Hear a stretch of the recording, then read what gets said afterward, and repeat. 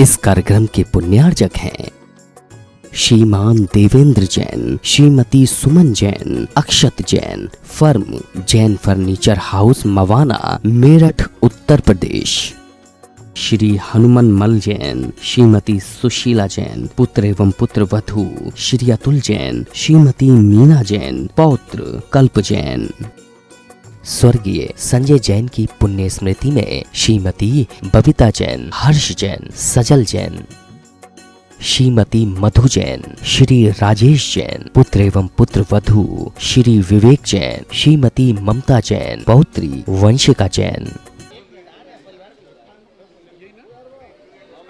और आज बड़ी अच्छी बात है, वीरेश जी के परिवार ने आज शांति धारा की बोली भी ली थी। मुख्य शांति धारा श्रीमती वीणा जैन जी लखनऊ ने भी आज ली थी। बहुत बहुत साधुवाद। व्यवस्था बनाइएगा, व्यवस्था बनाइएगा। अगर करनाल समाज के लोग यहाँ हैं तो कृपया नीचे पहुंचिएगा, एक एक कर आइएगा। देखिए, एक एक करके आइए, एक एक परिवार, शीघ्रता कीजिए, हमारा प्रवचन का समय प्रारंभ हो चुका है। एक एक परिवार बहुत शीघ्रता से, शालीनता से आप सब आइएगा और मंच को खाली करते जाइएगा। एक एक परिवार करते चलिएगा और आगे बढ़िएगा। भैया क्या कर रहे हो? शीघ्रता से। अनूप चंद जी एडवोकेट, प्रमुख विद्वान, उत्तर प्रदेश, फिरोजाबाद, आगरा हमारे मध्य हैं। आदरणीय अनूप चंद जी का भी स्वागत कर रहे हैं। हमारे मध्य भारतीय रेलवे के जॉइंट सेक्रेटरी श्री रवि जैन जी पधारे हुए हैं और उनकी धर्मपत्नी कमिश्नर ऑफ इनकम टैक्स एकता जी जैन भी पधारे हुए हैं। वो भी कृपया कुछ देर के बाद हम मंच पर उन्हें बुलाकर सम्मानित करेंगे। कमलेश जैन जी सीए दिल्ली हमारे मध्य पधारे हुए हैं, हम उनका भी हार्दिक स्वागत और अभिनंदन करते हैं। बागीडोरा से आज पूरी बस आई है, बहुत बहुत स्वागत, अभिनंदन। अनूप चंद जी साहब स्थान लीजिएगा।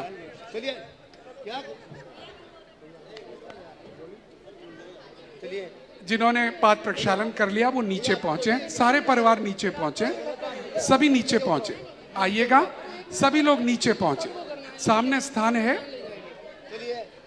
और जो धोती दुपट्टे में है चाहे तो इस कोने में बैठ सकते हैं, इधर नीचे नीचे सेकंड स्टेप पर, सेकंड स्टेप पर। हाँ हाँ, आप लाइन में रहो, अभी मैं कराता हूँ। बिल्कुल शीघ्रता से, शीघ्रता से। जो लोग पाद प्रक्षालन कर चुके हैं कराऊंगा मैं, बोली से कराऊंगा। 2 मिनट। पाद प्रक्षालन के पुण्यार्जक शीघ्रता से करें, और ऐसे करेंगे तो बहुत दिक्कत आ जाएगी।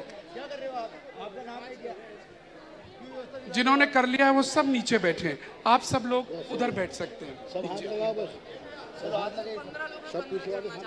भैया देखो, 15 लोग शांति धारा करेंगे तो बहुत दिक्कत आएगी। 3-4 परिवार के लोग जाइएगा और करके आइएगा। हमारा विनम्र अनुरोध है, इस तरह से मंच की व्यवस्था ठीक नहीं चलेगी। एक परिवार या व्यक्ति समूह के संग 2-3-4 लोग जाइएगा, बस।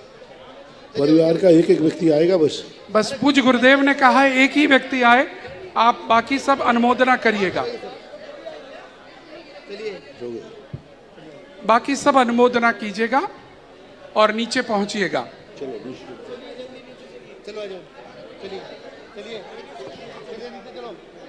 जिनवाणी भेंट करने का सौभाग्य, जिनवाणी भेंट करने का सौभाग्य 11,111 रुपए, जो बढ़ावे सो पावे। जिनवाणी भेंट करने का सौभाग्य जिन्हें लेना है, बोली के माध्यम से शीघ्रता से अपने भाव अर्पित करें। जिनवाणी भेंट करने का सौभाग्य 11,111, 11,111 रुपए। 1 2 3, 1 हो गई।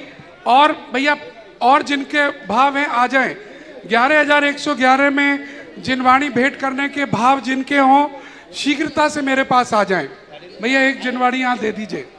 श्रीमती पुष्पा जी बेनाड़ा, आगरा। 2 मिनट ये हो जाए। जिनवाणी भेंट करने का जिनके भाव हों 11,111 में अपने नाम हमें यहाँ शीघ्रता से लिखा दे। श्रीमान कमलेश जी जैन सीए, भैया एक दीजिए। जय श्री हाँ। ओम नमः सिद्धेभ्यः। जय श्री ओम नमः सिद्धेभ्यः। पीडी परिवार पहुंचे जिनवाणी भेंट करने के लिए। नमः पीडी परिवार। सर्वमंगल मांगल्यं सर्वकल्याणकारकं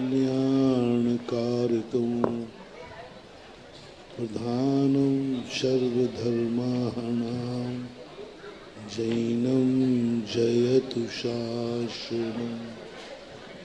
पंच परमेष्टि भगवान की आचार्य श्री गुरुवर कुंद कुंद महाराज की आचार्य श्री गुरुवर विद्यासागर महाराज की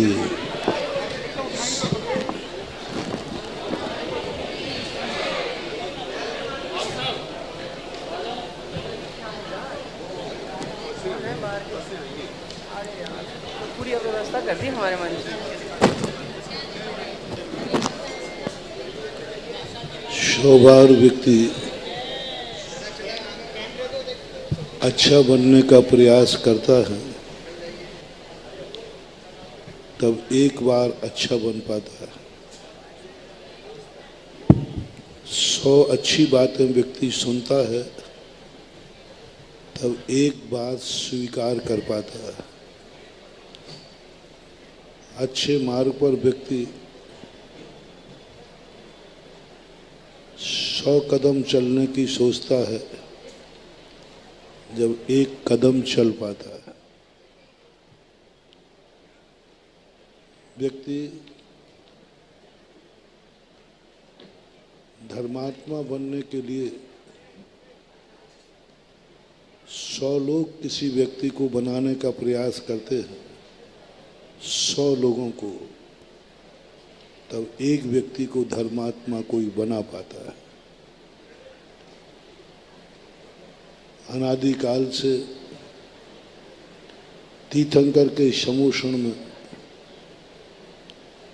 तीर्थंकर के काल में असंख्यात जीवों को उपदेश दिया जाता है। मात्र 608 जीव भी मोक्ष जाने के लिए तैयारी कर पाते। असंख्यात लोगों को मोक्ष मार्ग बनाया जाता है। 29 अंक प्रमाण पूरी मनुष्य जाति है, उसमें मात्र 3 कम 9 करोड़ मुनिराज बन पाते। इतनी बड़ी संख्या में 29 अंक प्रमाण मनुष्यों की संख्या में मात्र 13 करोड़ वृत्ति बन पाते। इतनी बड़ी संख्या में मात्र पूरे 2.5 द्वीप में 29 अंक प्रमाण मनुष्यों में से मात्र 700 करोड़ सम्यक दृष्टि बन पाते। इस पूरी 2.5 द्वीप में मनुष्यों के अंतर्गत, मनुष्य जाति में, देव नारकियों को मत लेना, त्रियंशों को मत लेना, पूरे मनुष्य जाति में 2.5 द्वीप में 700 करोड़ सम्यक दृष्टि है, 13 करोड़ वृत्ति हैं और 3 कम 9 करोड़ मुनिराज अधिकतम होते हैं। कम हो सकते इससे ज़्यादा। और उपदेश कितने लोगों को दिया जाता है? कितने लोग मोक्ष जाना चाहते हैं लेकिन जा नहीं पाते। कितने लोग अच्छा होना चाहते हैं, अच्छा हो नहीं पाता। कितने लोग हैं अच्छा करना चाहते हैं लेकिन कर नहीं पाते। कितने लोग हैं कि अपने मन को अच्छा करना चाहते हैं लेकिन मन अच्छा हो नहीं पाता। कितने लोग हैं जो अपनी आँखों को से अच्छा देखना चाहते हैं लेकिन अच्छा ही देख पाए ये कोई ज़रूरी नहीं। कितने लोग हैं कानों में अच्छी बातें सुनना चाहते हैं, लेकिन जरूरी नहीं कि कानों से अच्छा ही सुनाई पड़े। कितने लोग हैं जो अच्छा बोलना चाहते हैं, लेकिन जरूरी नहीं कि वो अच्छा ही बोल पाए। कितने लोग हैं जो अच्छे रास्ते पे चलना चाहते हैं, लेकिन नहीं चल पाते। क्यों? जब मैं जो सोच रहा हूं वो क्यों नहीं कर पाता? मैं और मेरा, ये दो चीजों पर बहुत जरूरी विचार करना। मैं खुद अपने अनुसार नहीं जी पा रहा हूं। क्यों? मैं खुद अपना जो परिणाम बनता है आत्मा का, जिस ऊंचाई पे जाना चाहता हूं, क्यों नहीं जा पा रहा? तुम्हें खुद जाना है, तुम्हें खुद अच्छा बनना है तो बनो ना। तुम्हें खुद भगवान बनना है, बनो ना। तुम्हें खुद मुनि बनना है तो बनो ना। तुम्हें इज्जत कमाना है, कमाओ ना। लेकिन नहीं कमा पा रहे। कितने लोग हैं जो अपनी खुद की जिंदगी से परेशान हैं, खुद से परेशान है, खुद की जिंदगी से परेशान है, खुद से परेशान है। जो व्यक्ति स्वयं अपने आप से परेशान हो, उसकी परेशानी कौन दूर कर सकता है? जो दूसरों से परेशान है वो तो फिर भी ठीक है। तुम दुनिया में भटके होते, कोई तुम्हें ठौर ठिकाने पहुंचा देता, लेकिन तुम तो खुद के घर में भटके हो, कैसे ठौर ठिकाना पाओगे? दुनिया में भटके हो तो कोई तुम्हें पहुंचा देगा कि भाई कहाँ के हो, थोड़ा पता बता दोगे, भेज देगा। लेकिन जो खुद के ही घर में भटक गया हो, वो कैसे ठिकाना पाएगा? कौन ठिकाने लगाएगा? कौन ठिकाना बताएगा? कोई नहीं बताता। 99% लोग खुद के घर में भटके हैं, खुद भटके हैं, खुद परेशान है, खुद के कारण से परेशान होकर के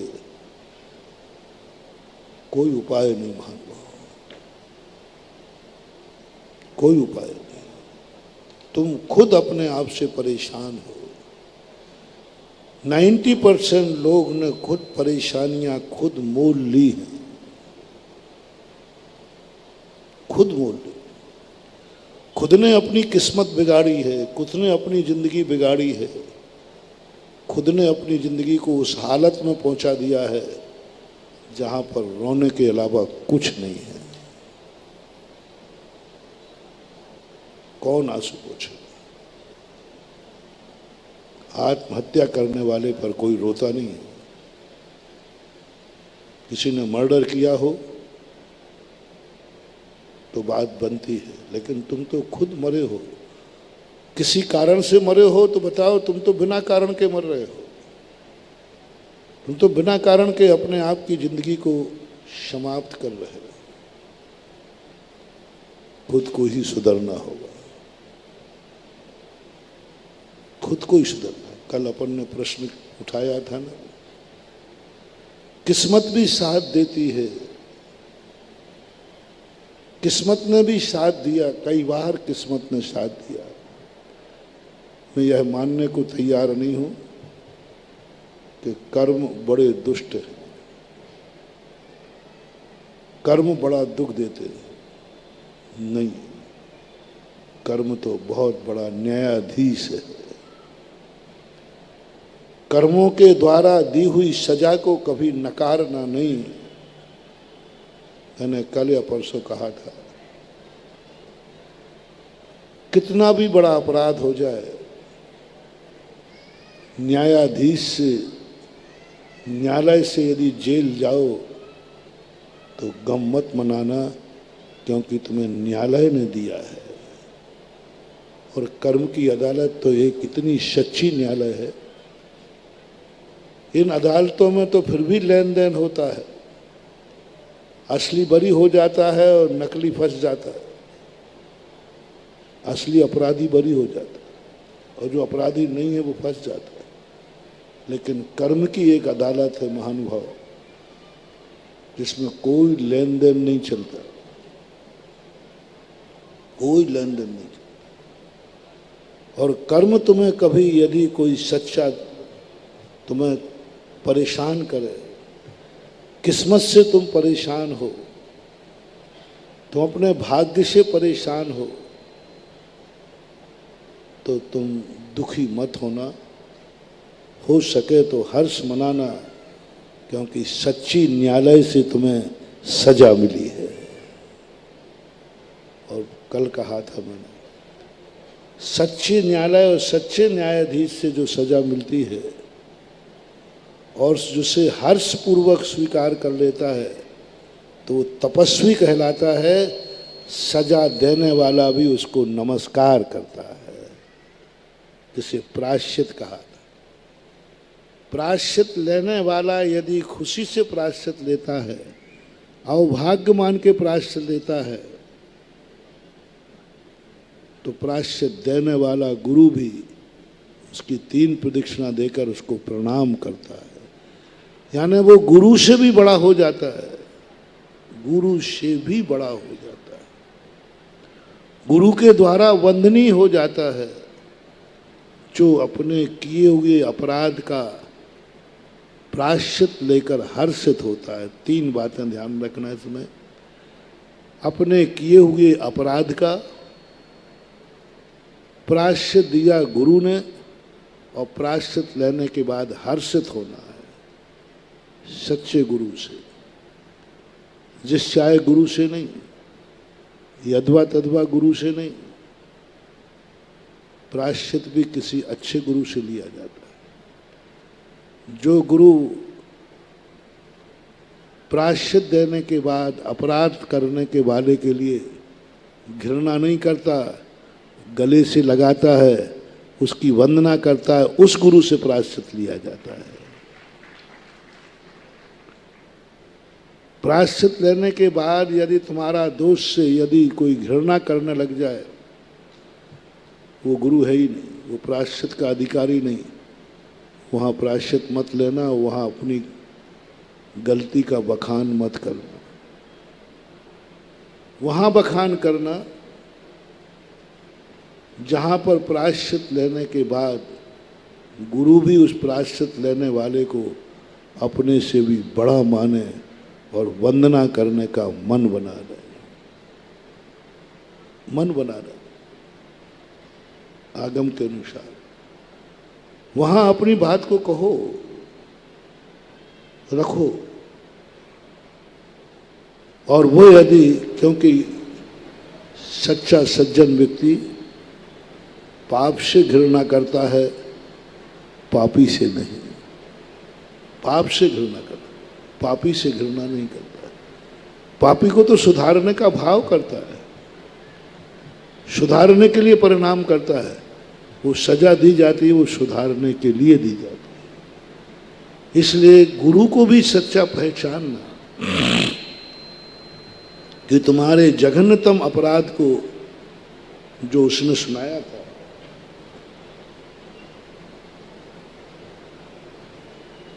कि किसी को अपराध मालूम नहीं है, फिर भी वो सजा लेने पहुंच गया। किसी को भी अपराध मालूम नहीं है, फिर भी थाने FIR लिखाने पहुंच गया और कहा खुद की FIR कभी स्वयं लिखाने का साहस कर सको तो करना। कभी जिंदगी में ऐसा मन बने, ऐसा भाव आ जाए कि मैंने खुद अपराध किया है, मन कर रहा है, किसी को मालूम नहीं, उस अपराध की बात कर रहा हो। जो किसी को मालूम है वो तो तुम्हें करने की जरूरत नहीं, वो सामने वाला FIR लिखा देगा। किसी को सारी दुनिया को मालूम है तो तुम्हें वैसे ही पुलिस उठा के ले जाएगी, तुम भागोगे भी तो पकड़ लेगी, भगोड़ा घोषित करके पकड़ लेगी, पकड़ लेगी। वो बात नहीं कह रहा मैं, वो कह रहा हूं कभी जिंदगी में एक बार ऐसा भाव आवे कि जो तुमने अपराध किया है तुम्हें अकेले मालूम, किसी को मालूम नहीं, किसी को भी मालूम नहीं, तुमने खुद अपराध किया और तुम्हें मालूम, और मन करे कि मेरा मन कर रहा है कि मैं खुद जाकर के थाने में FIR लिखाऊं कि लिखो FIR मैंने ये अपराध किया है। बोले गवाह कौन है? बोले कोई गवाह नहीं, मैं खुद ही गवाह हूं। अमरचंद दीवान का उदाहरण दिया था, कोई गवाह नहीं था उनके सामने। बोले क्या गवाह है कि तुमने गवर्नर को मारा है? कल या परसों का प्रवचन था। कोई गवाह इस दुनिया में अमरचंद दीवान के विरुद्ध में नहीं मिला। क्या गजब चीज महान हुआ, क्या गजब। एक वो गुंडे होते हैं जिनके मर्डर सबने देखे हैं लेकिन कोई गवाह देने की हिम्मत नहीं करता। होता है ना ऐसा, सबने देखा है कि सामने किसी ने मर्डर कर दिया और कोई गवाह नहीं देता, सब डरते हैं, देखा है तो भी मना कर देते। तो ये गुंडों की हालत है। काश तुम ऐसे धर्मात्मा बन जाओ कि तुम इतने सज्जन बन जाओ कोई तुम्हारे विरुद्ध में गवाह देने को भी दुनिया में न मिले, कोई गवाह देने को तैयार नहीं। ब्रिटिश गवर्नमेंट ने एड़ी चोटी एक कर दी,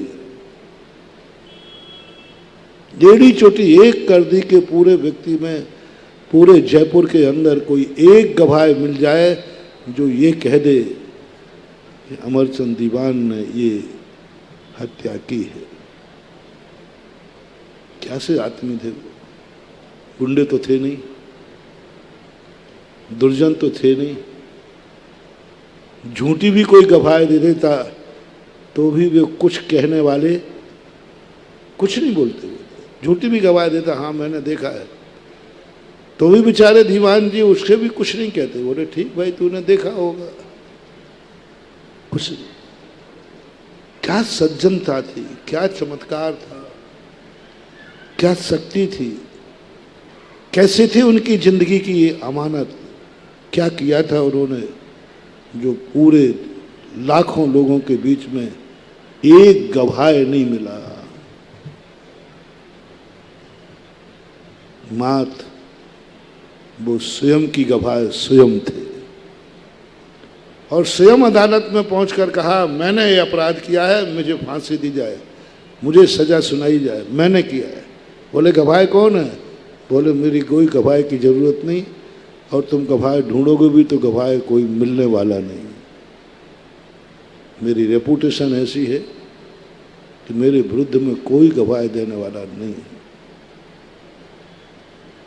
ये इंसान नहीं, ये देवता कहलाते हैं।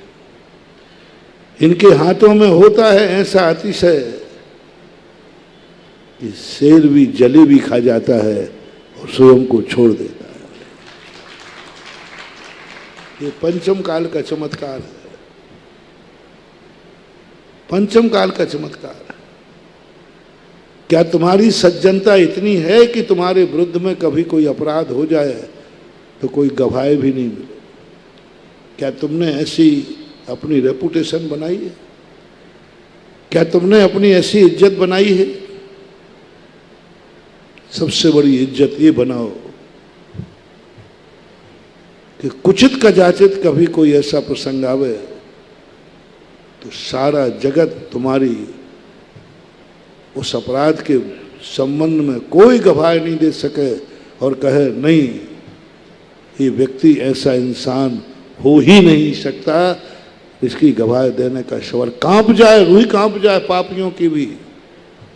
जो बिकने वाले गवाह हैं, जो पैसे में खरीदे जाने वाले गवाह हैं, वे भी नकार दें कि साहब मैं दुनिया की गवाही दे सकता हूं, लेकिन इस व्यक्ति की गवाही नहीं दे सकता, क्योंकि ये व्यक्ति इतना महान है कि मैं इसके विरुद्ध में गवाही नहीं दूंगा। ये रेपुटेशन कमाना है अपन को, ये इज्जत कमाना है दुनिया में आपको सबको। जो दुश्मन भी तुम्हारी प्रशंसा कर दे, कल कहा था ना, चाटुकारों से अपने आप को महान मत मानो कि तुम बहुत अच्छे आदमी हो। संबंधियों की प्रशंसा से प्रशंसक मत मानो कि तुम बहुत अच्छे आदमी हो। जो चारों ओर तुम्हारे घूम रहे हैं, जिसे आपकी भाषा में चमचा बोलते हैं, ये चमचों की जयकार से जयकारा मत मानो। इनके समर्थकों से समर्थक मत मानो। पार्टी के वोटों से जीत करके आओगे तो राजनीति में तो भली सफल हो जाओ, लेकिन धर्म नीति कहती है दुश्मन का वोट मिले और तुम जीतो तो तुम धर्मात्मा कहलाओगे। दुश्मन वोट दे देंगे, पार्टी का तो सब देते हैं। पार्टी में तो ऐसे लोग भी हैं जो कि निर्दलीय खड़े हो जाएं तो उनकी पत्नी का भी वोट नहीं मिले, और पार्टी से खड़े हो जाएं तो जीत जाते। पार्टी तो अंधी होती है, पार्टी पर के पास आंख नहीं होती, उनके पास एक ही सबक सिखाया जाता है कि तुम्हें कुछ नहीं देखना है कौन खड़ा है, तुम्हें तो अपना चिन्ह देखना है, ये चिन्ह अपना है बस। व्यक्ति नहीं देखना, अपना चिन्ह देखना, अपनी पार्टी का है, बात खत्म है। अच्छा है कि बुरा है, कैसा है, कोई मतलब नहीं निकलता, कोई मतलब नहीं निकलता। लेकिन ऐसे विश्वास पत्र कभी डाला जाए। एक बार राजस्थान के मुख्यमंत्री थे भैरव सिंह शेखावत, और वो मुख्यमंत्री थे। एक कोई विश्वास प्रस्ताव पास होना था के विरुद्ध में, तो बोले महाराज जी आशीर्वाद दो, हमारा विश्वास मत सफल हो। उन्हें क्या देना, तुम्हारी पार्टी के लोग तो तुम्हें देंगे ही देंगे, और तुम्हारी पार्टी का बहुमत है। मैंने कहा शेखावत, यदि तुम मेरे भक्त हो और मैं तुम्हें आशीर्वाद देता हूं, और मैं तुम्हें आशीर्वाद देने लायक समझूंगा जब कि आज के विश्वास प्रस्ताव में तुम्हारी पार्टी के जितने वोट हैं उसके अलावा तुम्हारी वो पक्ष में जितने वोट आएंगे उतना % मेरा आशीर्वाद रहेगा। ये यथार्थ घटना है। मैं ऐसे ही नेताओं को आशीर्वाद नहीं देता हूं कि जो पार्टी से जीत जाते हैं, वो तो अंधे हैं जिताने वाले। मैं उसको देता हूं कि विपक्ष के कितने वोट आए तुम, विपक्ष की दृष्टि में तुम क्या हो।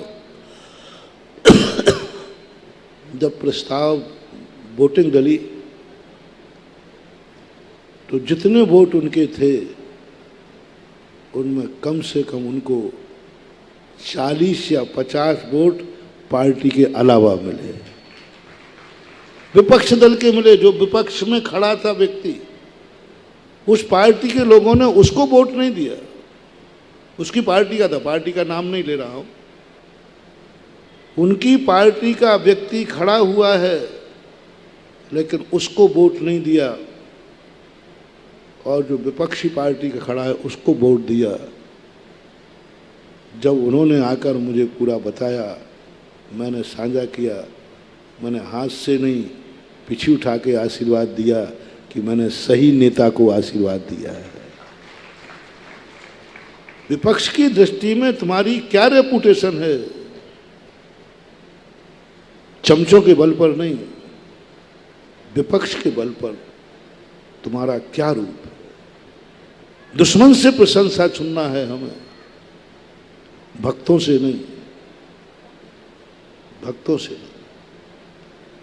जो कभी मुनि विरोधियों को, मुनियों को मानता नहीं है, वो कह दे बात तो कुछ है। हमारे पूज्य गुरुदेव आचार्य विद्यासागर महाराज इसलिए महान नहीं है वो, इसलिए नहीं उनकी जय जयकार हो रही है, इसलिए नहीं वो चौथे काल के प्रसिद्ध हो गए हैं कि जो मुनि भक्त थे वो उनको मानने लगे। नहीं, पूज्य गुरुदेव की वो रेपुटेशन है, जो कट्टर मुनि विरोधी थे वे भी मेरे पूज्य गुरुदेव के चरणों में समर्पित हुए हैं। उन्होंने भी जो ये निर्णय कर चुके थे कि पंचम काल में मुनि नहीं होते हैं, मुनियों को देख के घृणा करते थे, मुनियों को देख करके मुंह फेर लेते थे, जैनी, दिगंबर जैनी, ऐसा नशा चढ़ गया था उनको।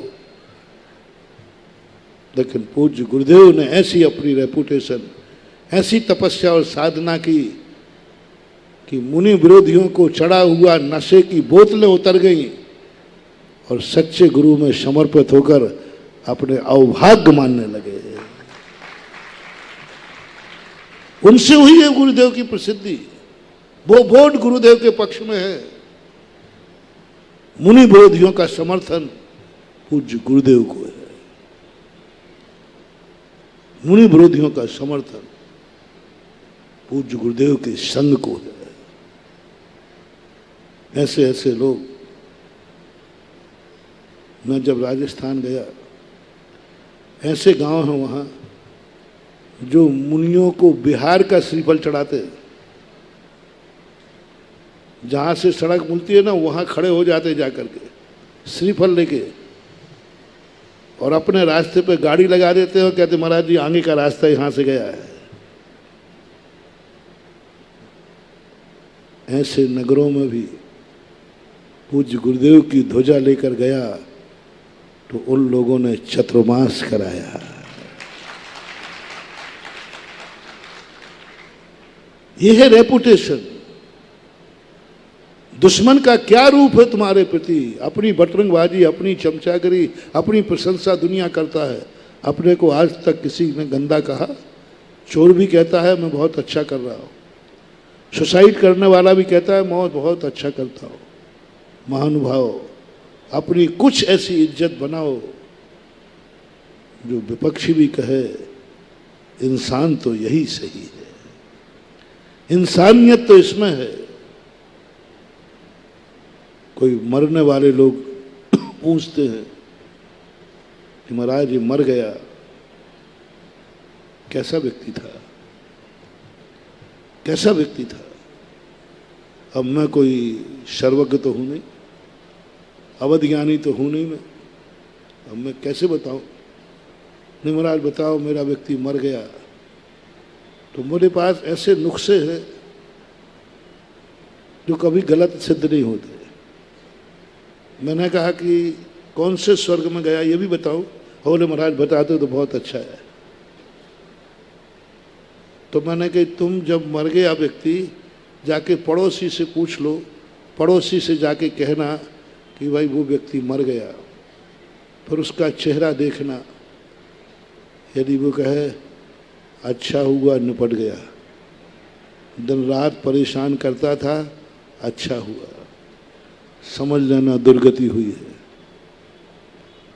और पड़ोसी कह दे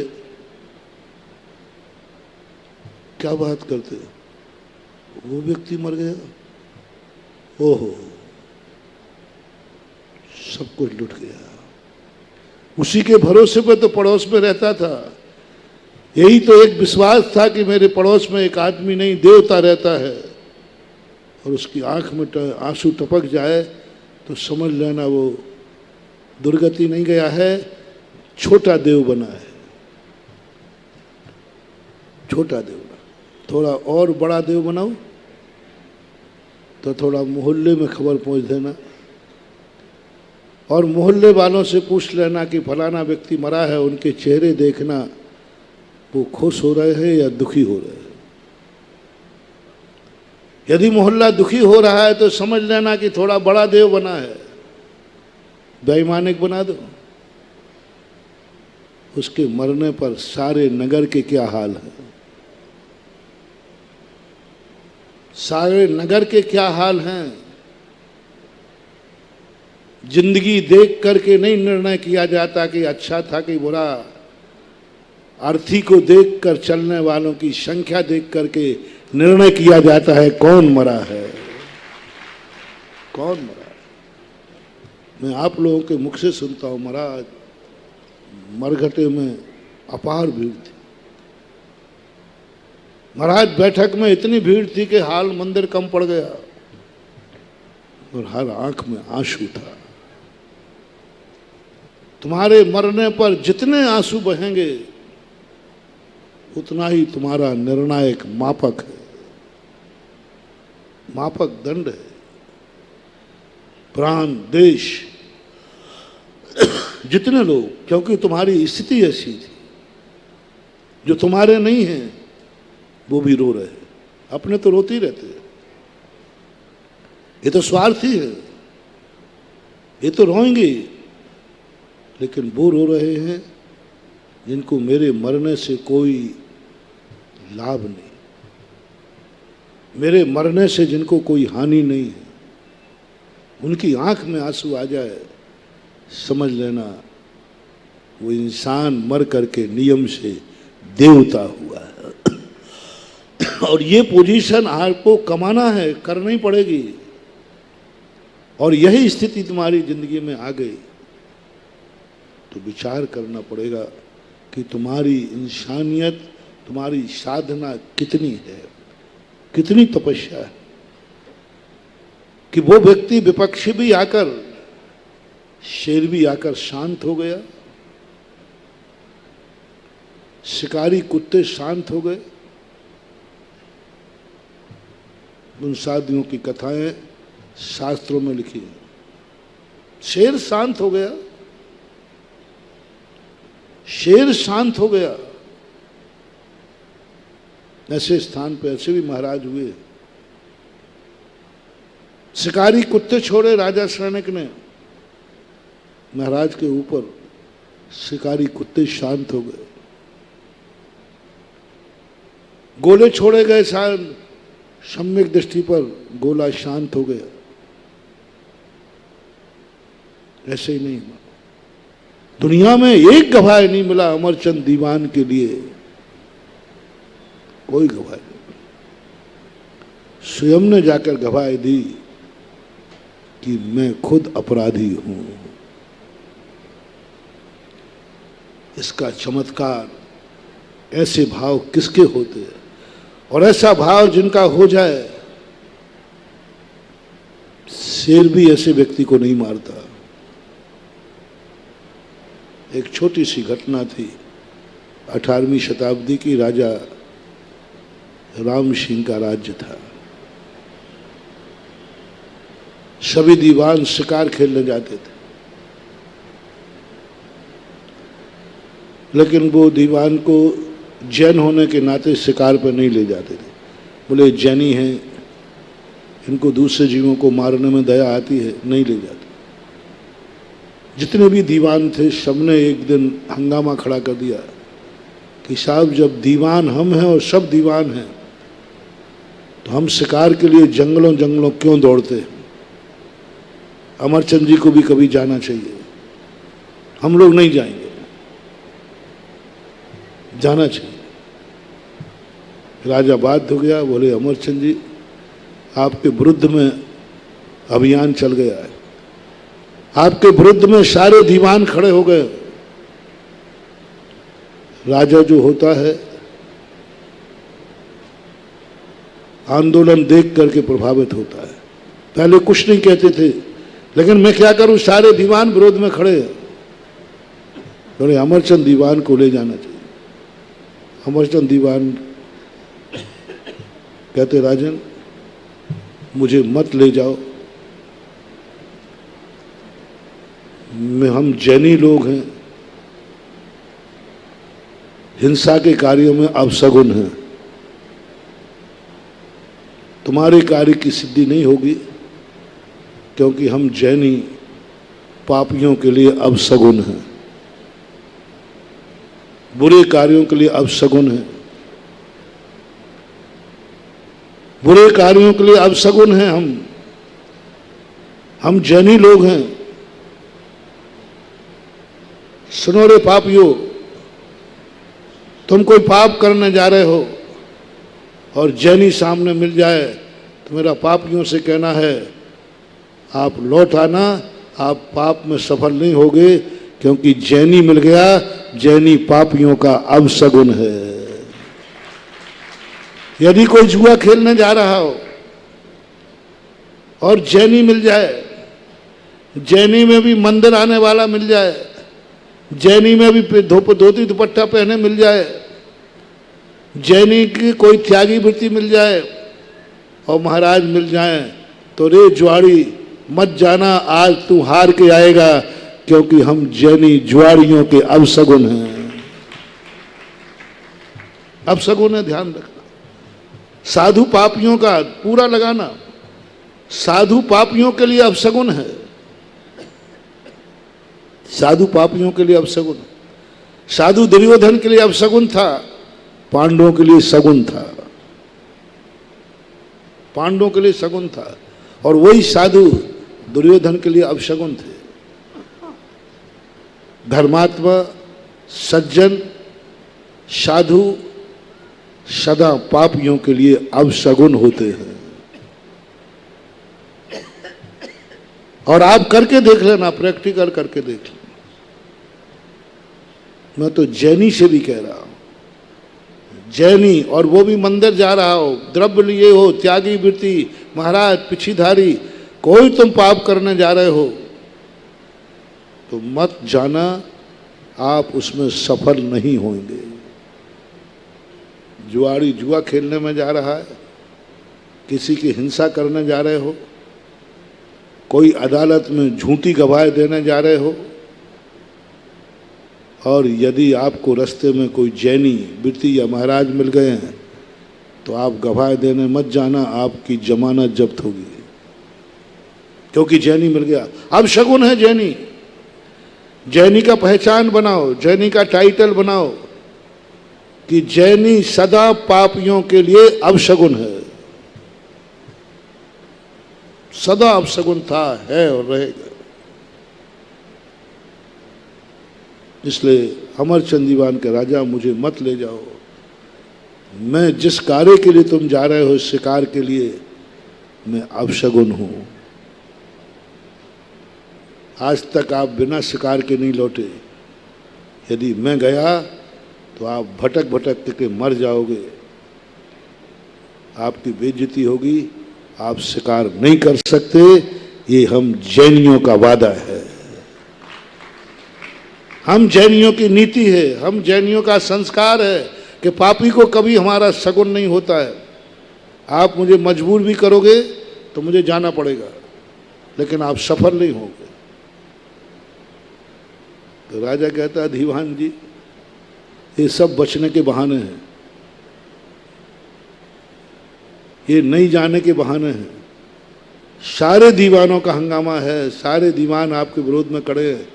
आज तो टेक टू ऑर्डर, आपको चलना है, मेरा आदेश है, चलूंगा। राजा की आज्ञा कौन नहीं मानेगा।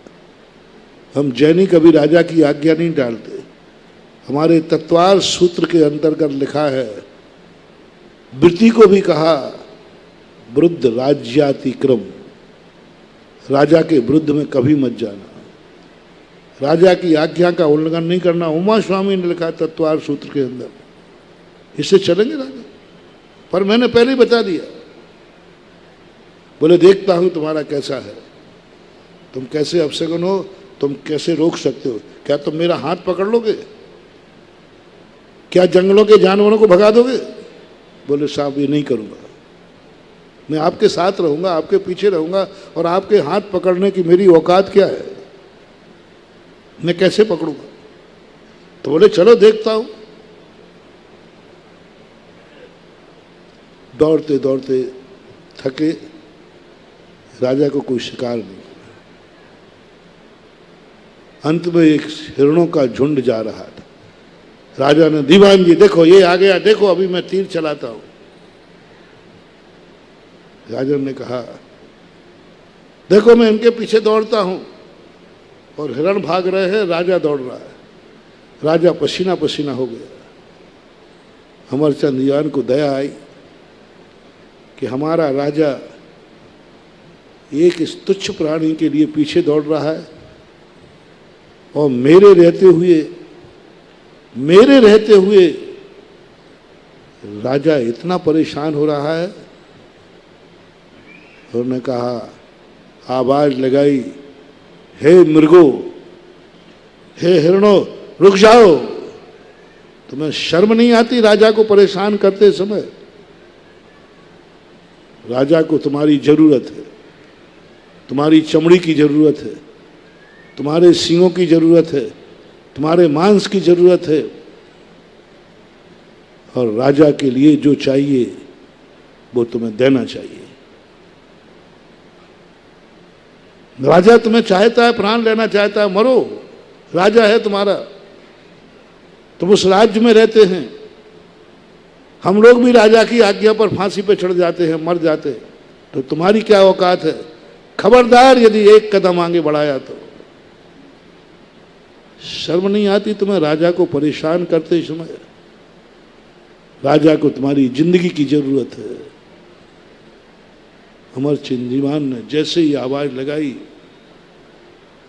सारे हिरण रुक गए। सारे हिरण रुक गए। राजा ने आगे बढ़कर तीर थाना। बोले, राजा नहीं, तुम राजा हो। राजा इन तुच्छ व्यक्तियों के सामने नहीं जाएगा, तुच्छ प्राणियों के, ये तुम्हारे सामने आएंगे। अमरचंद दीवान ने फिर एक आवाज लगाई, हे मृगो, तुम्हारी इतनी औकात कि राजा को जो चीज चाहिए तुम्हारे पास आएगा लेने के लिए? सच्चा समर्पण वह है जो राजा तुम्हारे पास नहीं जाएगा, तुम राजा के पास आके समर्पित हो जाओ। तुम राजा के पास आके समर्पित हो जाओ। सही समर्पण तो ये कहलाता है। भागते हुए को कोई पकड़े, जाकर के पकड़े तो ये तो अपराध की कीमत है, और तुम आके समर्पित हो जाओ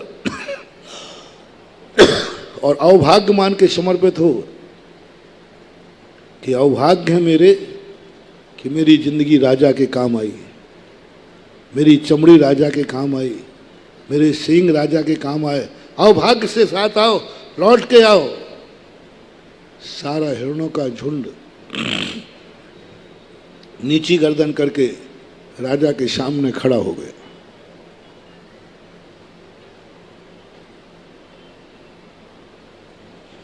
राजा के सामने आके खड़ा हो गया।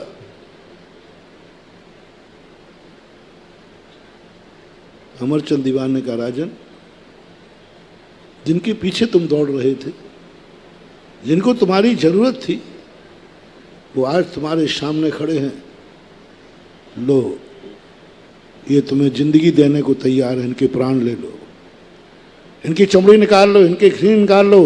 ये कुछ भी नहीं कहेंगे, रोएंगे नहीं, चिल्लाएंगे नहीं, ये धन्य हो जाएंगे कि हमारा जीवन राजा के काम आ गया। इनके मन में ये भाव आ रहा है, ये धन्य होंगे कि राजा के काम आ गया मेरा जीवन।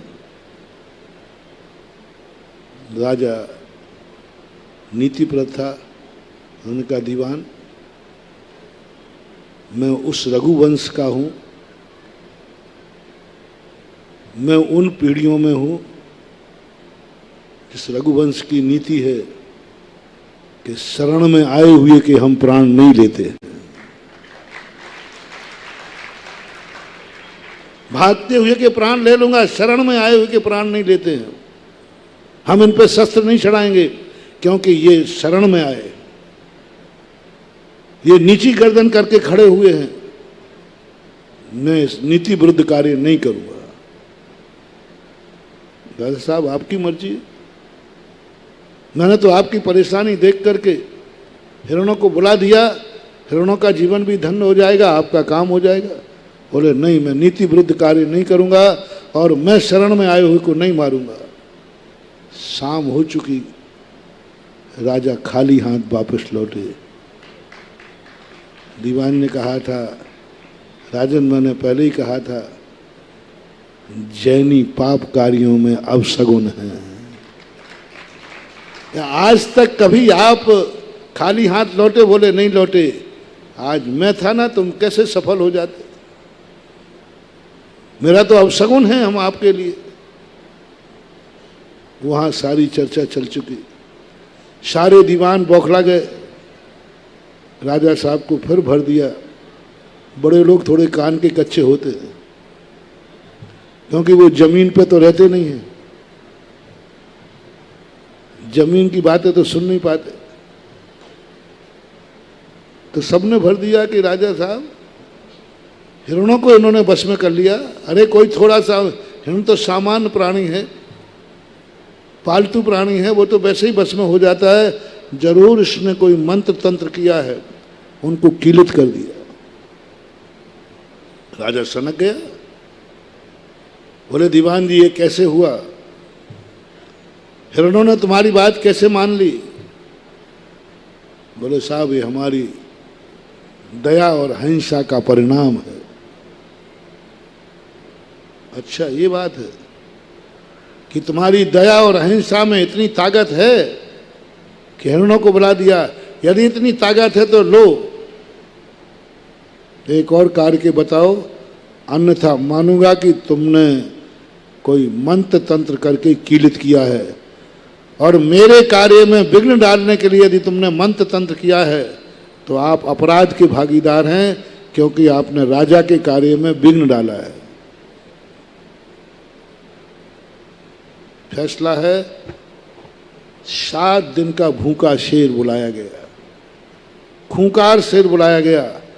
और अब तुम्हारी अहिंसा और दया में ताकत हो तो इसको बस में करके दिखाओ। तो दीवान जी ने कहा खोल दीजिए इसको पिंजड़े से। बोले बहुत होशियार हो बनिया तुम, शेर है, खोलने के बाद तुम्हें नहीं पकड़ के हमें झपट गया, किसी पे झपट गया तो तुम्हें पिंजड़े में जाना है, टेक टू ऑर्डर। दीवान जी ने कहा ठीक है, कुछ भोज सामग्री लाइए। शाकाहारी भोजन बताते दूध और जलेबी, मावा मिष्ठान लेकर के अमरचंद दीवान पिंजड़े के अंदर चले गए। बोले हे मृगराज, हे सिंहराज, यदि तुम्हें मुझे ही मारना है तो लो, मैं तुम्हारे सामने खड़ा हूं, मारो। मैं मरने को तैयार हूं, मैं मरने को तैयार हूं। और यदि भूख ही मिटाना है तो लो, हमारा भी प्रिय भोजन है, हमारा भी, हम शाकाहारी है। ये जो शाकाहारी भोजन है, दूध है, जलेबी है, मावा है, इसको खा करके भी आप भूख मिटा सकते हो। अमरचंद दीवान ये बात मन से कह करके कायस्थ स्वर्ग में खड़े हो गए। वो जानते थे कि शेर भूखा है, मारेगा, शेर भूखा है, मारेगा, तो मरना तैयार है। उन्होंने समाधि की भाव कर ली। परिणाम ये हुआ, शेर चुपचाप उठा, जलेबी और दूध पी करके शांत बैठ गया।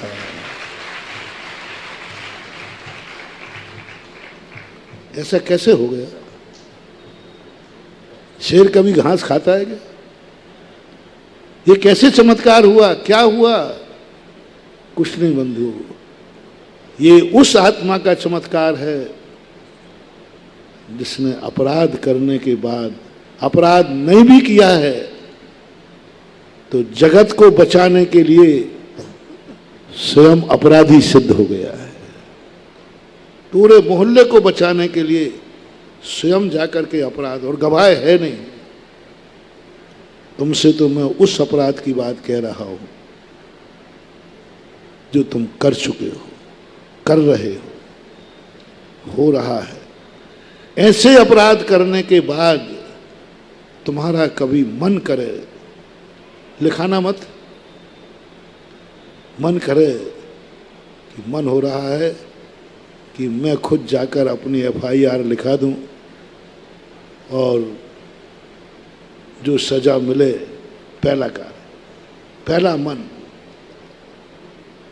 मन यदि ऐसा हो जाए और जो सजा मिल जाए, और सजा मिलते ही दूसरा बात, मैं अपने जीवन को धन्य मानूंगा। अभाग्य है मेरे कि मुझे सजा मिली। और न्यायाधीश के साथ, ओ न्यायाधीश आपने परम उपकार कर दिया, परम उपकार किया, मैं आपका जन्म जन्म तक ऋणी रहूंगा कि आपने मुझे सजा दे करके धन्य कर दिया। ये परिणाम यदि तुम्हारा आ जाए तो तुम मुनि बनने लायक हो। कौन मुनि बन सकता है? कौन साधु बन सकता है? कौन दिगंबर मुनि बन सकता है? ये बाहर की क्रियाएं तो छोड़ो, ये तो कोई बड़ी नहीं। सच्चे मुनि की बात कर रहा हूं। जब कभी तुम्हें ऐसा आए कि अपराध की बात नहीं कर रहा, अपराध तो होते हैं, होते रहेंगे, लेकिन अपराध करने के बाद स्वयं अपराध किसी को मालूम नहीं है और तुम खुद अदालत में पहुंच गए और सजा मिलने पर अभाग्य मन, अभाग्य सबसे महत्वपूर्ण पॉइंट है। अभाग्य, खेद नहीं, अभाग्य, धन्य हूं मैं, मुझे सजा मिली। ये परिणाम तुम्हारे यदि कभी आवे तो निश्चित समझना तुम बहुत जल्दी मुनि बन के महातपस्वी बनोगे। छोटे मोटे महाराज नहीं बनोगे, बहुत घोर तपस्वी बनोगे। आपका लक्षण मिल गया, आपका इंटरव्यू हो गया, आप परीक्षा में पास हो गए, आप मुनि भी बनेंगे, मुनियों में भी श्रेष्ठ बनेंगे, महातपस्वी बनेंगे, और इसी का नाम है साधुता। साधु जब भी, क्यों रखा प्रायश्चित को तप में? क्यों उस सजा भोगने वाले के गुरु महाराज ने 3 प्रदक्षिणा देके नमस्कार किया? अपराधी था, अपराध कबूल किया था, सजा दी थी प्रायश्चित में। प्रायश्चित का नाम आपकी भाषा में सजा है। जो सजा भोग रहा है उसको प्रणाम कर रहे हैं। जिसने को जो सजा भोग रहा है उसको नमस्कार कर रहे हैं 3 प्रदक्षिणा दे करके। परसों के प्रवचन में था, 3 प्रदक्षिणा दे करके नमस्कार कर रहा है। क्या है ये? सजा भोगने वाले को नमस्कार, क्योंकि उसको सजा दी नहीं गई है, उसने सजा, अंतर क्या है? सजा दी नहीं गई है, सजा ली है। अपराधी घोषित किया नहीं गया है, वो खुद अपराध कबूल किया है। किसी को तो मालूम ही नहीं था, वो खुद अपराधी बन गया, सजा ली। और सबसे बड़ी चीज है कि सजा मिलने के बाद उसने प्रायश्चित देने वाले को बार बार नमस्कार किया और ये कहा, अभाग्य है मेरे कि आपने मुझे सजा दे दी, प्रायश्चित दे दिया। प्रायश्चित मिलने के बाद अभाग्य की स्थिति आती है, धन्य भाग्य की स्थिति आती है। वो व्यक्ति प्रायश्चित देने वाले गुरु न्यायाधीश से भी वंदनीय हो जाता है, उनसे भी बड़ा हो जाता है। यही स्थितियां जब सामने आती हैं तो अपनी जिंदगी को सोचना है, विचार करना है। कितने भी तुम्हारे लिए निमित्त मिल जाएं, लेकिन तुम अच्छे बन पाओगे कि नहीं? कितने भी निमित्त मिले, किस्मत भी तुम्हारा साथ दे रही है। कल के प्रवचन, किस्मत भी साथ दे रही है, सारा परिवार साथ दे रहा है, सब कुछ साथ दे रहा है, लेकिन तुम सुधर जाओगे ये कोई जरूरी नहीं। किसका उदाहरण दिया था कल? मारीच का। किस्मत ने साथ दिया, कर्म ने साथ दिया, बहुत साथ दिया, तीर्थंकर के कुल में भेज दिया, सारा परिवार अच्छा दिया, आर्य खंड दिया, सब कुछ दिया, लेकिन मारीच नहीं सुधरा, नहीं सुधरा। इसलिए मैंने कहा था 100 लोग भी एक व्यक्ति को सुधारने जावें, वो सुधर जाएगा ये गारंटी नहीं है। 100 लोगों को सुधारने जावें, एक भी सुधर जाए तो बहुत बड़ी बात हो जाए। 100 अच्छी बातें सोचें और एक भी अच्छा बन जाऊं तो बहुत कठिन होता है, कठिन, बहुत कठिन है। और बुराइयों के लिए एक बुराई, उधर 100 अच्छाइयां दी गई थी, हमारे जीवन में एक अच्छाई आई, और इधर एक बुराई दी गई थी और कितनी बुराई आ गई? 100 बुराई। एक बुराई किसी ने दी थी, उसका ऐसा डेवलपमेंट हुआ कि 100 बुराई अपने आप आ गई। 100 व्यक्ति नहीं सुधार पाए, एक व्यक्ति को अच्छा करने में 100 व्यक्ति लगे, और एक व्यक्ति 100 आदमियों को बुरा कर सकता है। 100 अच्छी मछलियां तालाब को स्वच्छ नहीं रख सकती, एक गंदी मछली सारे तालाब को गंदा कर देती है। पूरे में सैकड़ों मछलियां थी हैं, लेकिन उसकी तालाब की वो कुछ नहीं, एक मछली ने सारे तालाब को गंदा कर दिया। एक व्यक्ति 100 आदमी को गंदा कर सकता है, एक व्यक्ति 100 आदमी को बुराई ला सकता है, एक बुराई 100 बुराइयां ला सकती है। आप खुद अपने मन से विचार करिए, एक छोटी सी बुराई चालू होती है, किस तरीके से बढ़ती है। इसका बहुत सरल उदाहरण दे रहा हूं। एक साधु तुम्हारे नगर में आया, कितनी शांति दे पाएगा हम नहीं कह सकते, कितना शांत कर पाएगा ये नहीं कह सकते। पुण्य के उदय से मिला है, लेकिन तुम सुधर जाओगे नहीं कह सकते, बिल्कुल गारंटी नहीं। छत्रमास तुम्हारा एमडी कॉलेज में हो रहा है, आगरा में हो रहा है, आगरा वाले सुधर जाएंगे बिल्कुल भी मैं नहीं कह सकता। दूसरे तो सोचो, जो कमेटी वाले हैं वे ही सुधर जाएंगे नहीं कह सकते। जो जिंदगी भर से एमडी जैन कॉलेज की सेवा कर रहे हैं वे सुधर जाएंगे नहीं कह सकते, नहीं कह सकते। मैं नहीं कह सकूंगा कि मेरे चतुर्मास में आगरा की हर कमेटी सुधर जाएगी। सिर से पहाड़ फोड़ रहा हूं, सिर से पहाड़ फोड़ रहा हूं। बोलो, सिर से पहाड़ फोड़ने पर क्या उम्मीद है? पहाड़ फूट जाएगा कि सिर फूटेगा?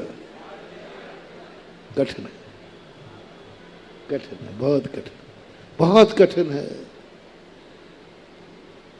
कुत्ते की पूंछ को 12 वर्ष पुंगरी में डालो, जब निकलेगी तब टेढ़ी की टेढ़ी निकलेगी। पदों की भूख ऐसी खतरनाक होती है, मान सम्मान की भूख इतनी खतरनाक होती है कि वो तीर्थंकर को भी नकार देता है। उसके दादा मारीच का मात्र एक मान था, मात्र एक मान था, मुझे पद पर क्यों नहीं बैठाला।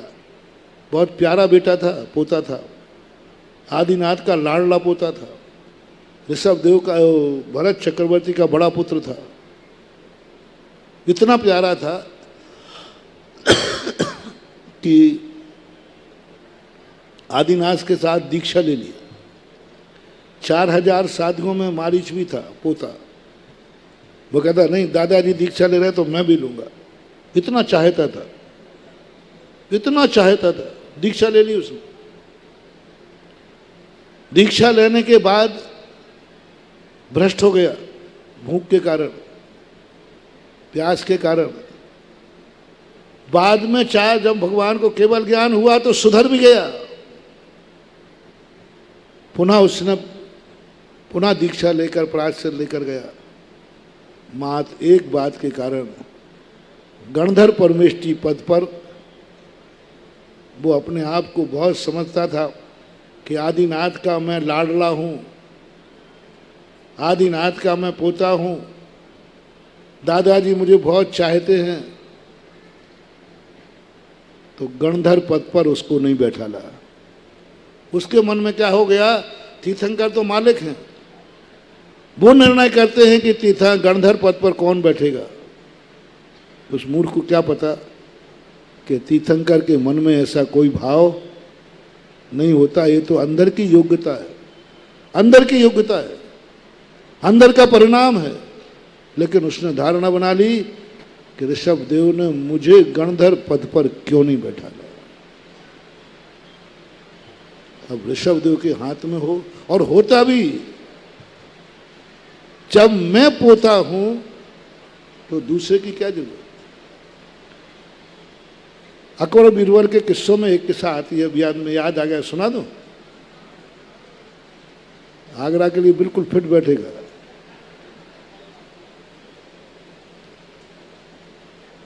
कि मंत्री का चुनाव होना था, तो पत्नियां तुम्हारी हमेशा अपने पीहर के देवर के पक्ष में नहीं रहती हैं, तुम्हारे भाई के, वो अपने भाई के पक्ष में रहती है।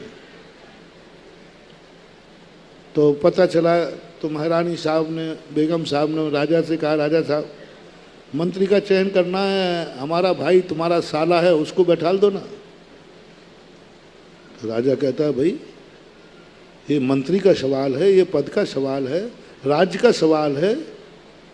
तुम्हारा भैया इतना वीर नहीं है, कभी युद्ध भी लड़ना पड़ता है, कभी मिटना भी पड़ता है, मरना भी पड़ता है, धन दौलत सब दांव पे लगाना पड़ती है। तुम्हारे उसमें इतना भाव नहीं। कभी कभी मंत्री बनने के लिए भामाशाह भी बनना पड़ता है। राजा के लिए तुम्हारी धन दौलत की जरूरत पड़े तो पूरी धन दौलत भी देना पड़ती है, प्राण भी देना पड़ते हैं। वो साले साहब इसके योग्य नहीं है। तब नारी तो नारी होती है। उसने कहा जिसकी बहन बेगम करने के योग्य है, मैं जब बेगम बन सकती हूं, तुम्हारे साथ सिंहासन पर बैठ सकती हूं, तो मेरा भाई मंत्री क्यों नहीं बन सकता। मंत्री बड़ा है कि बेगम बड़ी है, बोलो ना। जब मैं बेगम बन सकती हूं तो वो मंत्री क्यों नहीं। अब कहां की ईंट कहीं का रोरा, मानवती ने कुनवा जोड़ा। अब मंत्री पद और बेगम बनने में भैया कितना अंतर है। राजा ने कहा भाई बेगम बनना अलग चीज है, बेगम बनने के लिए ज्यादा अकल की जरूरत नहीं है, शरीर के सौंदर्य की जरूरत है। इसके लिए तो उसने कहा नहीं, जब मैं बेगम बन सकती हूं तो मेरा भाई मंत्री क्यों नहीं बन सकता। हंगामा खड़ा हो गया। राजा साहब ने कहा ठीक है, इंटरव्यू लिया जाएगा और 4 मंत्री लोग बैठेंगे और वो निर्णय करेंगे कि इंटरव्यू में तुम्हारा भाई पास होता है कि नहीं। जो पास होगा वो ही लिया जाएगा। बीरबल भी उसी में थे। सबने फार्म भरे, इंटरव्यू हुआ और राजा साहब ने, मंत्रियों ने कहा कि साहब, उन्होंने उनको एक 50 मीटर सूतली होती है ना, रस्सी मान लो, रस्सी लाके दी। बोले जाओ इस सूतली से बाजार में जाकर 5000 मोहरे कमा के लाओ। जो लाएगा वो मंत्री बनेगा। 5000 मोहरों में 50 मीटर की सुतली है। बड़े बड़े जो आईएएस ऑफिसर होते ना, उनके इंटरव्यू किताबों से नहीं होते, उनके इंटरव्यू कार्यों से नहीं होते, उनके इंटरव्यू अकल से होते हैं। एक अभी कुछ साल पहले एक इंटरव्यू हुआ, उस इंटरव्यू में एसपी का इंटरव्यू था। सबसे पूछा जा रहा था कि यदि अपराधी तुम्हारा बाप निकला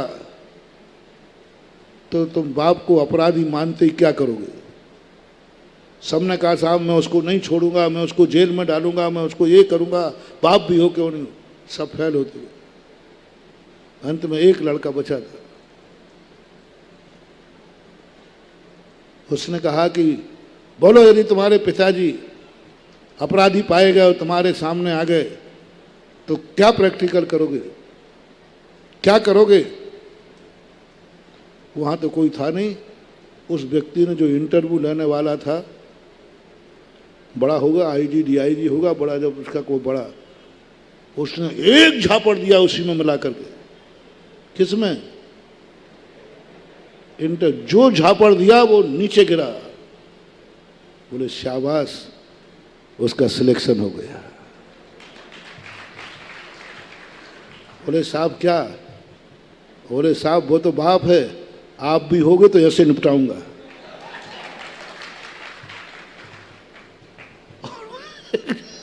वो कुर्सी से नीचे गिरा धड़ाम से, उठ करके उसने सिलेक्शन कर दिया। वाह, ऐसे लोग बनते हैं एसपी, आईएएस ऑफिसर। बीरबल ने सबको दिया गया, तो बेगम कहती है सीधा कहो ना कि हमारे साहब भाई को फेल करना है। ये 5,000 में बिकेगी कोई मूर्ति? इससे 5,000 कहाँ से कमाए जाएंगे? बोले कुछ नहीं, प्रश्न जो आया है उसका उत्तर। साले साहब को बताया कि अभी आप ही ले लो पहले। उन्होंने कहा कि मैं पागल हूं क्या? बाजार में लोग पागल कहेंगे कि 5,000 रुपये कैसे कमाऊं इनसे? 5,000 की मोहर। सबने कर दिया। बीरबल आप? बोले साहब बस 5,000,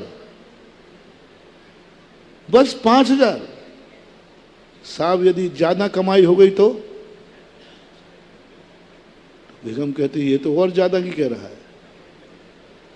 साले साहब की आवाज, हाँ भले ज्यादा कमाएगा तो कमा लेगा, 5,000 तो कमा के दिखा। बोले साहब 5,000 बहुत कम होते हैं,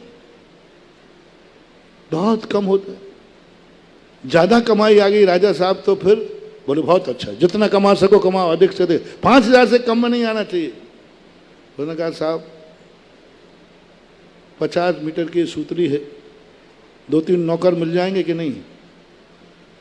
क्योंकि महंगी चीज बेचने के लिए थोड़ा इसका स्टैंडर्ड मेंटेन करना पड़ेगा, शोरूम थोड़ा बढ़ाना पड़ेगा। बोले जितने नौकर चाहिए ले जाओ। बोले साहब एक पेंट का डिब्बा मिल जाएगा? बोले ले जाओ, जो चाहिए वो ले जाओ, ध्यान रखना। बोले ठीक। बोले राजा साहब आप बाजार में से शिकायत आएगी कि राजा के राज्य में इतनी महंगाई बढ़ गई कि 5 मीटर सूतली भी इतनी महंगी बिक रही है, तो आप कुछ करोगे तो नहीं? बोले कुछ नहीं करूंगा, तुम्हें तो कमा के लाओ बस 5,000 से ऊपर।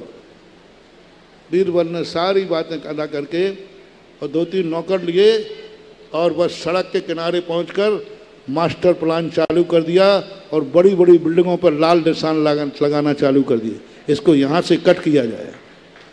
डोरी डाली, बोले ये मास्टर प्लान के खिलाफ है। बोले राजा साहब ने कहा है सारी सड़कें चौड़ी होना है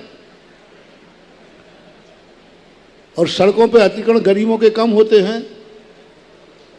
वे आ गए, बोले बीरबल साहब आप तो जो कहो वो दे दूंगा, पर बिल्डिंग अभी नई बनाई है, लाल निशान लगा, यहां से कटेगी, जो जे। बीरबल ने कहा चुपचाप वहां डल दो। पीछे से एक गाड़ी कर ली थी, उस समय मोहरें चलती थी। बोले बीरबल जी बिल्डिंग बचना चाहिए, आप तो जितनी कहो। पहले ही वाले ने 5,000 दे दिए और पूरी लेकर के कहां से कह दो, छिपी टोला से हरि पर्वत तक। अब मैंने वही देखा है ज्यादा, और छिपी टोला हरि पर्वत तक, और छिपी टोला ही में मास्टर प्लान तो बड़ा सफल होगा, क्योंकि यहाँ गलियां बहुत, और निशान लग गए सब में। बोले देख लो। सबने कहा बीरबल बस आप ही बचा सकते हो। सबसे करके वो हरि पर्वत तक आ ही नहीं पाया। गाड़ी भर गई। कमलानगर नहीं पहुंचे अभी, कभी जरूरत ही नहीं पड़ी। गाड़ी भर करके मोहरे पहुंची। राजा साहब सूतली भी ये है और मोहरे भी ये है।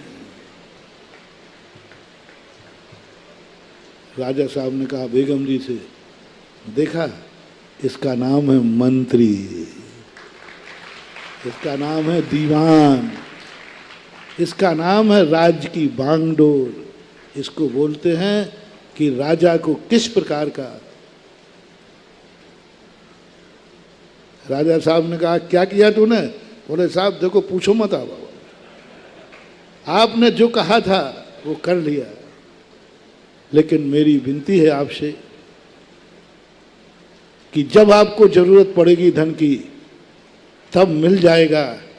जो धन मैं कहता आया है, मैं जिन जिन ने दिया है उन सबको वापस करना चाहता हूं। जब आपको जरूरत पड़ेगी आप मेरे से कहना, मैं इससे कई गुना लाके रख दूंगा। बीरबल ने पुनः धन खुद घर जाकर के सबका वापस दिया और कहा धन नहीं चाहिए था, अकल चाहिए थी। और अकल। बोलो बेगम बनना सरल है कि मंत्री बनना? ये होता है, ये होता है दुनिया में। ऐसी बुद्धि, ऐसी अकल, ऐसा सोच चाहिए जो कुछ कर सके। अमरचंद दीवान ने वो बात समझी थी, वो बात जानी थी कि हम कितने लोगों को अंदर चेतना से यदि अपनी जिंदगी बन गई, अपने आप में यदि समझ लिया तो बहुत बड़ी चीज हो जाएगी महानुभाव। और दीवान जी के उस सोच ने आज दुनिया में अमरचंद दीवान मर गए, लेकिन अमर होकर के मरे। आज साधु के मुख पर उनकी कहानी आ रही है। आज दुनिया में जो अमरचंद दीवान की बात आती, मात्र एक बात पर कि हम इसके अयोग्य हैं तो अयोग्य हैं। कौन किसका अधिकारी है? दूसरी बात जो मैंने पहले कही थी, उमा स्वामी महाराज की बात, कर्म भी एक राजा है। कर्म भी एक न्यायाधीश है। बहुत बड़ा मोटिवेशन दे रहा हूं मान लो। कर्म से जो सजा मिले, पहली बात तो सब निर्णय करो आज से। पहले अपराध तुमने किए हैं कि नहीं, पहले ये बताओ। अपराध हो रहे हैं कि नहीं, ये बताओ। कभी ना कभी कोई ना कोई अपराध मन से, वचन से, काय से होता है कि नहीं?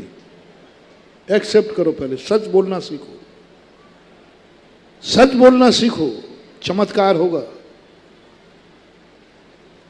और वो भी स्वयं बोलना है, कोई बुलवाएगा नहीं। पहले ये सीखो जो अपने प्रवचन का प्रसंग चल रहा है, स्वयं बोलना सीखो। सबसे पहले सच बोलना सीखो, झूठे ना फंसो और ना किसी को फंसाओ, सत्य बोलना सीखो। अपराध है तो अपराध की बात है, पर किसके सामने बोलना ये भी ध्यान रखना। अपराध बोलने के बाद जहां इज्जत खत्म हो जाए, इज्जत समाप्त हो जाए, घृणा हो जाए,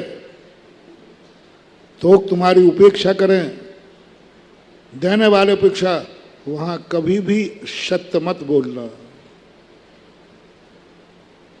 वहां झूठ का सहारा लिखना। अपनी इज्जत बचाने के लिए झूठ का सहारा लेना। कोई भी कार्य इज्जत मिटाने के लिए नहीं किया जाता, इज्जत बनाने के लिए किया जाता है। सजा भी हो तो इज्जत बढ़ना चाहिए, इज्जत घटना नहीं चाहिए। ये महावीर का संदेश है। सत्य बोलने से इज्जत बढ़ना चाहिए। यदि सत्य बोलने से इज्जत घटती है तो सत्य मत बोलना। सत्य बोलने से सम्मान मिलना चाहिए, सत्य बोलने से अपमान होता है तो सत्य मत बोलना। सत्य बोलने से लोग घृणा करते हैं तो कभी सत्य मत बोलना। सत्य बोलने से लोग गले लगाते हैं तो सत्य बोलने से चूकना मत। रिपीट कर रहा हूं, सत्य वो नहीं तो तुम आज के प्रवचन में सत्य मान करके तुम अपनी जिंदगी बर्बाद कर लो। सत्य मान करके तुम आगरा में रहने लायक न रहो। कहां सत्य बोलना। पहला मोटिवेशन लो, कोई भी कार्य करना इज्जत के लिए कि बेइज्जती के लिए? बोलो जल्दी बोलो। इज्जत के लिए, बेइज्जती के लिए नहीं। इज्जत के लिए काम करो। धर्म भी इज्जत के लिए, सत्य भी इज्जत के लिए, झूठ भी इज्जत के लिए, अहिंसा भी इज्जत के लिए, हिंसा भी इज्जत के लिए। पहला फैसला करो कि ये पाप या पुण्य का कल्पनाएं बाद में करना। क्या पाप है, क्या पुण्य है, क्या सही है, क्या गलत है, इसका निर्णय बाद में करना। पहला एक अपने आप में लक्ष्य बनाओ, मैं वह कार्य करूंगा जिसमें मेरी इज्जत बढ़ेगी, जिससे मैं पापी नहीं कहलाऊंगा, मैं पाप धुल करके स्नान के समान शुद्ध हो जाऊंगा। यह बोलने पर लोग घृणा नहीं करेंगे बल्कि लोग गले लगाएंगे, गले लगाएंगे। एक जेल में मैंने प्रवचन दिया, मैं इंटरव्यू ले रहा था जेलियों का, और जेली सही बोल रहे थे। जेलर कहते, साहब आपने क्या किया, इसके तो मैंने हाथ पैर तोड़ दिए, तो भी ये सही नहीं बोला। और आपने क्या किया ऐसा कि आपने एक बार पूछा, उसने सही बोल दिया।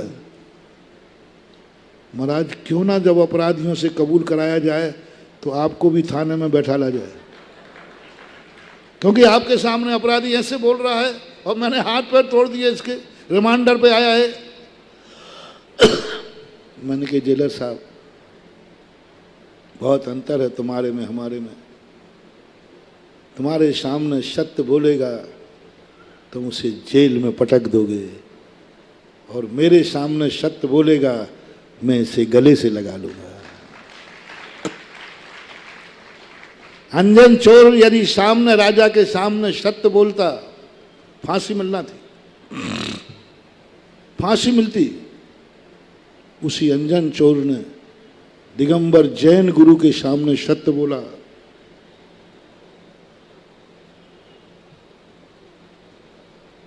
सत्य बोला, गुरु ने घृणा नहीं की। गुरु ने मात्र एक शब्द पर सत्य बोला, मैं पापी हूं, मैंने चोरी की है, मैं चोर हूं। इतने सत्य पर गुरु महाराज ने डाकू से साधु बना दिया। बोलो, डाकू की सत्य बोलने पर उसकी इज्जत घटी है कि बढ़ी है? बढ़ी है। बस वहां सत्य बोलना जिस सत्य को बोलने से तुम्हारी इज्जत बढ़ जाए।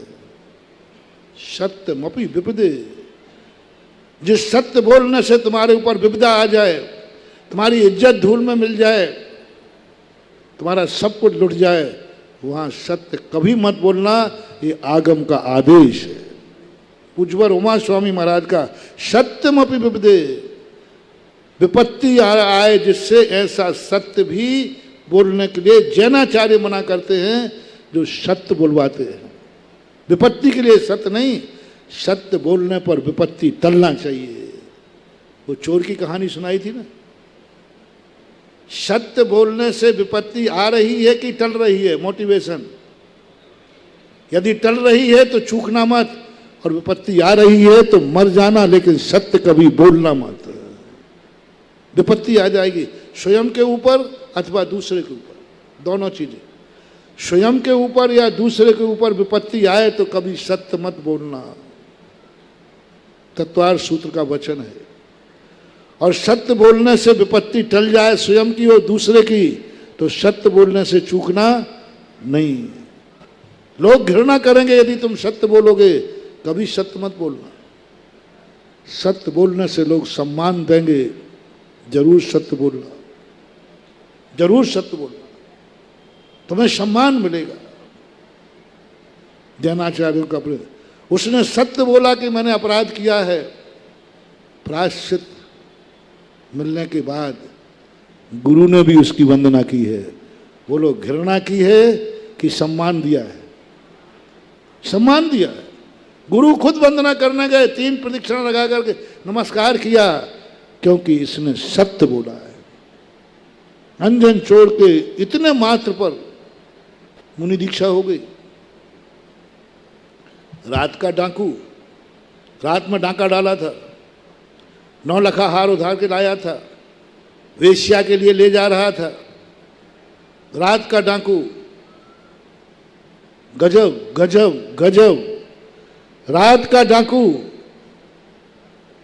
प्रातःकाल सूर्य की किरण निकलते ही साधु बना। साधु नहीं, उसी मंच से दीक्षा ली, उसी मंच से केवल ज्ञान प्राप्त करके अरहंत बनकर सिद्ध बन गया। रात का डाकू सूर्य निकलते ही सिद्ध परमेष्ठी बन गया। गुरु बैठे रहे, गुरु बैठे रहे। दीक्षा देने के बाद साधक ध्यान में बैठ जाता है, तो गुरु सोच रहे थे, प्लानिंग बना रहे थे, ये डाकू रहा है, इसको समझाऊंगा, इसको कहूंगा कि भाई देख, लोग तेरे चढ़ाएंगे, कुछ करेंगे। तो गुरु समझाने के मूड में थे, और वो तो आंख बंद करके बैठा और 5000 धनुष ऊपर उठ गया। बोले, ये क्या हो रहा है? तो गुरु ने समझा कि इसके पास एक मंत्र था, तो शायद मंत्र से फिर भाग रहा है। उधर देवता आ गए और बोलने लगे, जय हो अरहंत परमेष्ठी भगवान की। वर्षों के बैठे गुरु और रात भर का चोर पापी सुबह सिद्ध भगवान बन गया। एक अंतर मुहूर्त में केवल ज्ञान प्राप्त किया अंजन चोर ने। एक अंतर, चुटकी बजाते अरहंत बन गया, मात्र एक बल पर। वहां सत्य बोला जहां उसका सम्मान मिला, इज्जत मिली, घृणा नहीं मिली, सिद्ध बन गया। उस दरबार में सत्य बोला जहां चोर से सिद्ध बन गया। लेकिन बोलना, ये हमेशा ध्यान रखना, एक स्थान ऐसा तुम्हारी जिंदगी में मिल जाए, एक गुरु तुम्हारी जिंदगी में मिल जाए, जहां तुम सब कुछ बोल सको। तुम्हें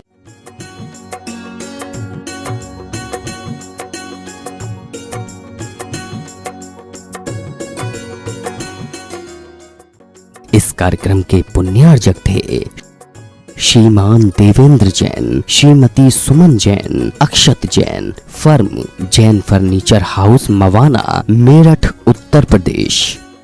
श्री हनुमान मल जैन, श्रीमती सुशीला जैन, पुत्र एवं पुत्र वधू श्री अतुल जैन, श्रीमती मीना जैन, पौत्र कल्प जैन।